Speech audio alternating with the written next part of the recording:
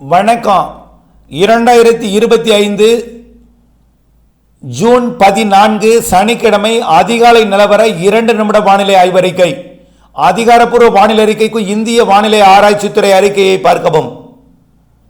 வானிலை அமைப்பு: ஒடிசா வளிமண்டலத்தில் ஒரு காற்று சுழற்சியும், ஆந்திர வளிமண்டலம் வழியாக தெலுங்கானா வழியாக கடந்த காற்று சுழற்சியும் மகாராஷ்டிரா கடலோரத்திற்கு மேலே நீடித்துக் கொண்டிருக்கக்கூடிய இரண்டாவது வளிமண்டல சுழற்சியும் காற்றை அரபிக்கடலோர மாநிலங்களில் குவிக்க செய்கிறது. தற்பொழுது அதிகமாக மகாராஷ்டிரா கடலோரம் குவித்துக் கொண்டிருக்கிறது. வங்கக்கடல் காற்று சுழற்சி, அதாவது ஒடிசா கடலோர காற்று சுழற்சி வரக்கூடிய நாட்களிலே தீவிரமடையும் என்பதனால இன்றிலிருந்து தென்மேற்கு பருவமழை தீவிரமடையும். நீலகிரி முதல் கன்னியாகுமரி வரை தென்மேற்கு பருவக்காற்று கூடுதலாக நுழைய தமிழ்நாட்டின் மேற்கு தொடர்ச்சி மலை மாவட்டங்களிலே தென்மேற்கு பருவமழை வலுப்பெறும். நேற்றைக்கு டெல்டா மாவட்டங்கள் மற்றும் வட உள் மாவட்ட பகுதிகளிலையும் கிருஷ்ணகிரி தருமபுரி மாவட்டங்களிலையும் நீலகிரி கன்னியாகுமரி வரை ஆங்காங்கேயும் நல்ல மழைப்பொழிவை கொடுத்த நிலையில் டெல்டாவில் பரவலான மழைப்பொழிவு கொடுத்தது.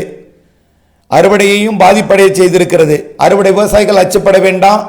இன்றைக்கு ஒரு நாள் நேற்று போல் டெல்டாவிலே ஆங்காங்கே மழை இருக்கும். இன்றைக்கு ஒரு நாளைக்கு மட்டும் நீங்கள் அதை முன்னெச்சரிக்கை எடுத்துக்கொண்டால் போதும். நாளையிலிருந்து தென்மேற்கு பருவமழை தீவிரமடையும் என்பதனால நீலகிரி கன்னியாகுமரி இடைப்பட்ட பகுதியில் மலைப்பகுதிகளிலையும் கணவாய் பகுதிகளிலையும் மட்டும் நல்ல மழை இருக்கும். காற்று பகுதிகளுக்கு மேற்கிலிருந்து வரக்கூடிய சாரலும், அனைத்து உள் மாவட்டங்களுக்கு மேற்கிலிருந்து வரக்கூடிய நனைக்கும் மழை சாரல் மழையும் இருக்கும்.